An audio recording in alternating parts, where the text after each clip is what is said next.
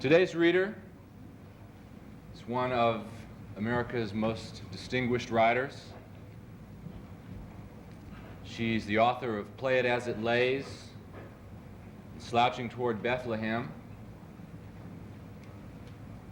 She has a new book coming out next month, which is called A Book of Common Prayer. This is the first time she has ever given a reading of her work. So I'd like you all to give a big, warm welcome to Miss Joan Didion.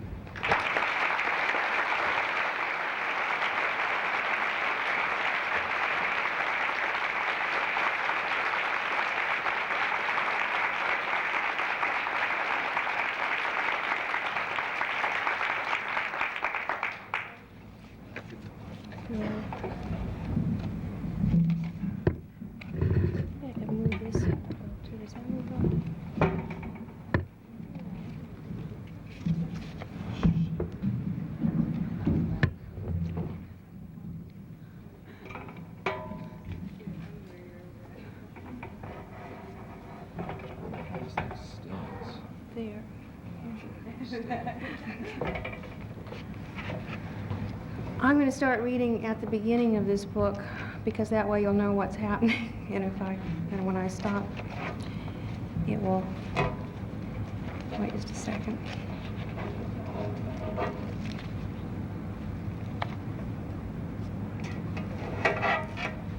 It's called A Book of Common Prayer, and this is part 1.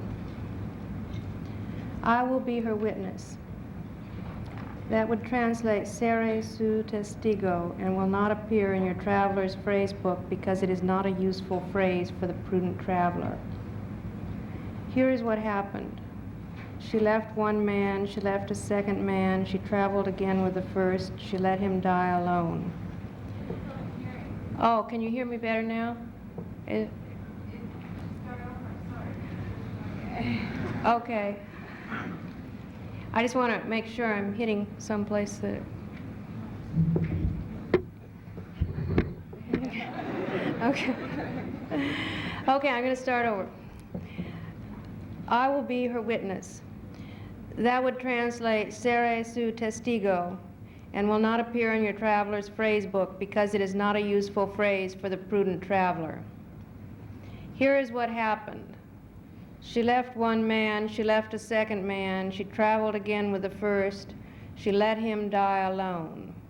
She lost one child to history and another to complications. I offer in each instance the evaluation of others.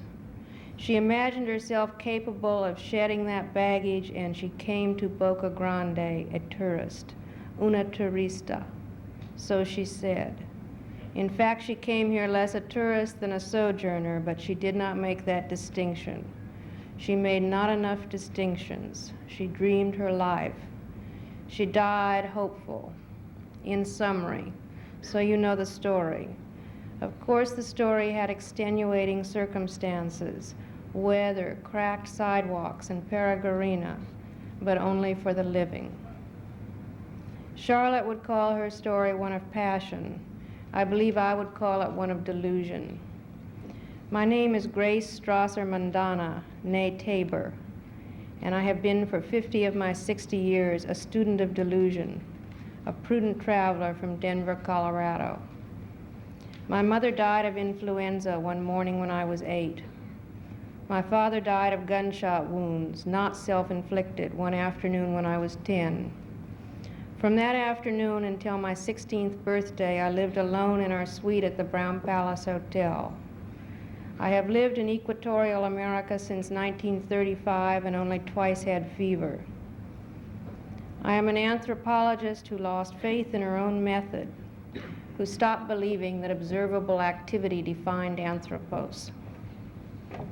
I studied under Kroeber at California and worked with Levi Strauss at Sao Paulo, classified several societies, cataloged their rites and attitudes on occasions of birth, copulation, initiation, and death, did extensive and well-regarded studies on the rearing of female children in the Mato Grosso and along certain tributaries of the Rio Zingo, and still I did not know why any one of those female children did or did not do anything at all. Let me go further.